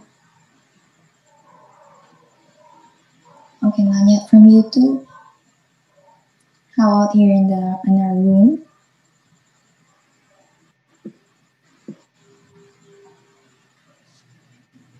Let me ask the first question then. Okay. Hi, Tanya. So you mentioned that you're interested to do collaborations specifically on building a collection of Philippine skeleton of Philippine animals, right? Domestic animals. And can you probably explain what would be the value of collecting these skeletons? I mean, as you see, you have archaeological sites, and you have, of course, the fragments, and also even if you find complete bones, you need to compare them. And especially in the Philippines, you have such a diverse and a lot of endemic species. So, I mean, I would even recommend that all of the institutes that work anatomically should build up some collections, because you cannot have all the animals, this is for sure. And also you need skeletons, so collect them, maybe dead animals in the wildlife, I don't know. We also have built up our collections, archaeological collections, by asking the zoo if some animals would die, then we would macerate them and build up such a collection. And you have on the other side always a reference collections where you can go and determine the fragments you find or the remains you will recover. Okay, thank you. Okay, thank you, Sir Pete. Are there any other questions? Anyway, Miss Tanya. Oh yeah, we have a question from Adrian Cuenca. I think he is the BM4. So, is it important to learn anthropology in the fields of veterinary medicine? What do you think? Stanya? I think, I cannot really tell if it's important, but if you are interested, I think to have knowledge in different fields will always help. I mean, it depends on what you are going to do as a veterinary. But if you are more interested, for example, in also investigate in cultural things, for example, how are certain nutritional composition of nutrition in different areas. You have maybe differences in butchering techniques in different areas, also preferences in nutrition, and this could be helpful to interpret sites, archaeological sites, because I could imagine if I have an assemblage from Mindoro, this is completely different to assemblage you will find in Tarlac, for example. So it depends a little bit also on the direction you want to go. But in general, I would recommend, because anthropology, cultural as well as biological anthropology, should be a little bit like a general education. So you're aware of your own history and a better understanding also of the society and the events going on. Thank you. Thank you, Mr. Adrian. So, do you have any other questions? Welcome. Anyway, Miss Tanya, I have a question for you. Have you tried to gather evidences of ancient veterinary care or practices? Like, for example, when in the previous years they've been docking tails or they've been cutting tails. Have you tried to gather evidences of those? I personally not. I guess if you look into the research, medieval research in Europe, then they have made a lot of advances. You have the literal archive resources where you learn already that animals would cause, for example, harm to people, and then they would be trialed. And then also death penalty would execute it on animals that have maybe eaten a baby. Pigs, for example, male pigs would roam around the villages and also attack people. So, of course, this kind of investigations can be done.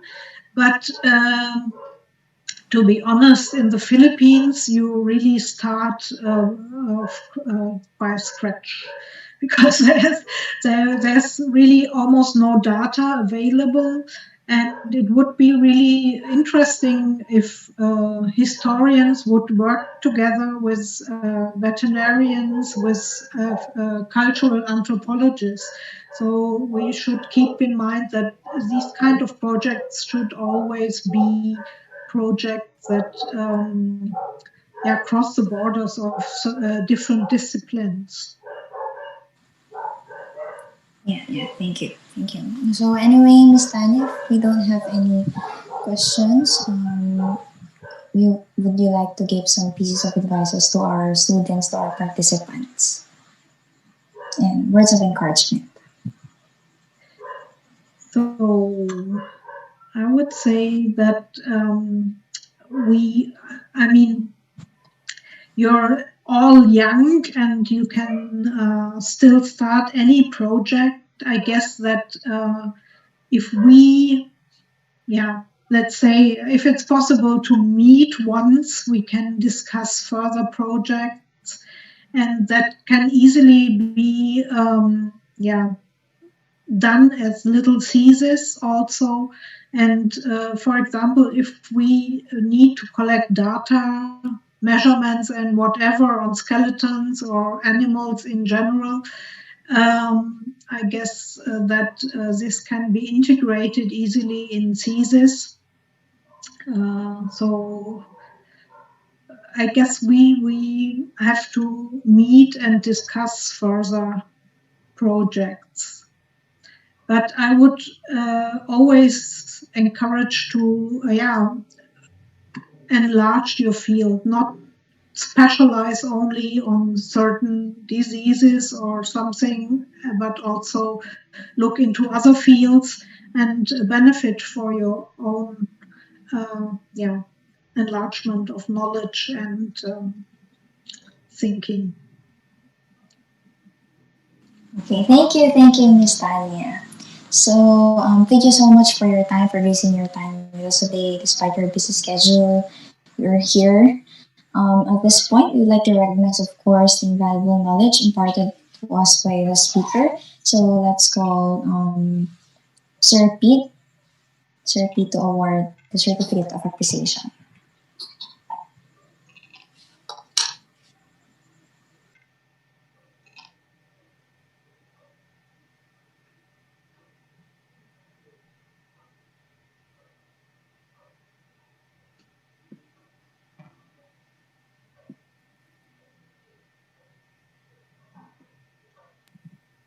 Sorry, let me just share my screen.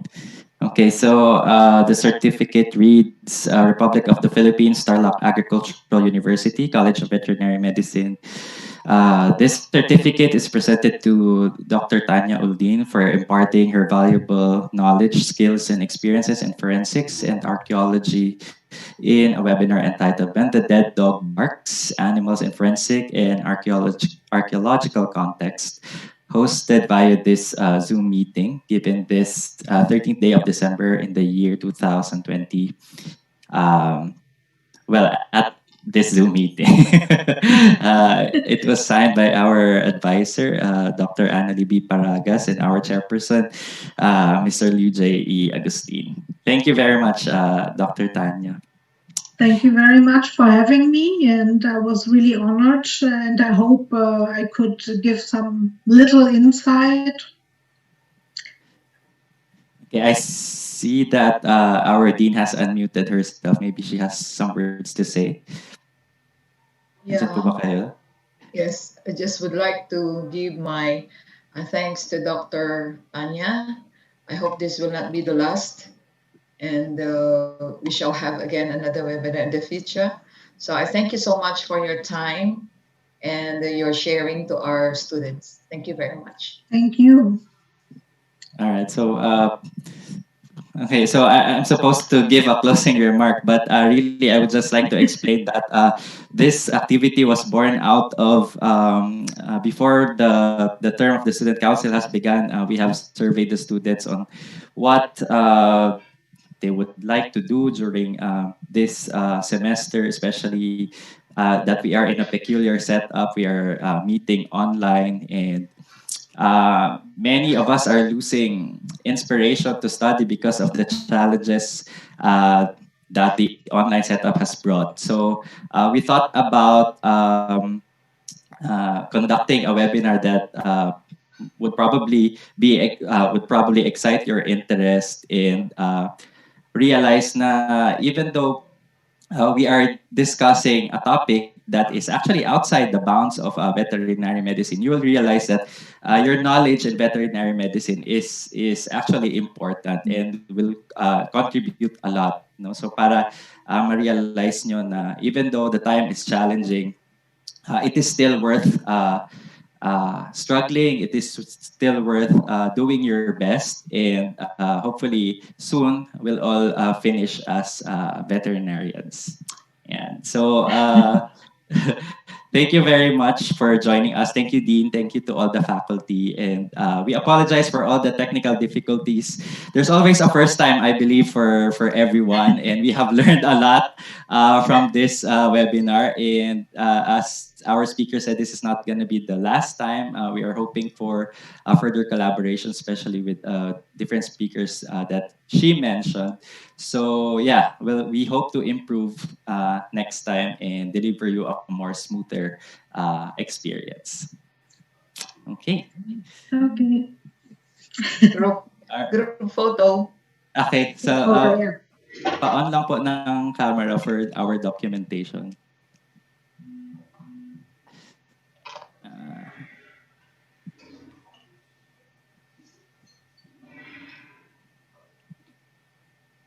Yan. O, di ba? Everyone is here. How many slides, Paul? Tatlo po. So, I'll begin now. Okay. You count.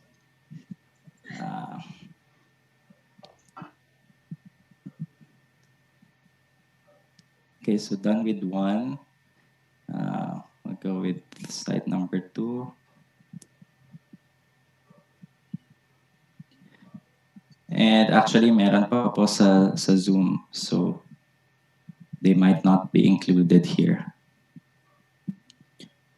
Ay, sa Zoom, sa YouTube Live.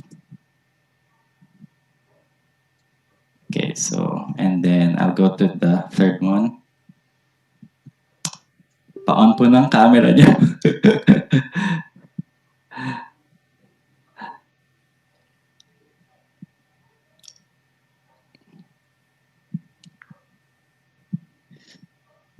Please on your camera. Okay na po. So, yeah, we're all set. Your certificates will be sent to your emails. Give us a few weeks because marami pong register. So, yeah, thank you very much again. We apologize for all the difficulties you have encountered, and I hope you enjoyed the webinar. Okay, thank you so much. Thank you. Good night. Thank you, everyone. Thank you so much. Bye.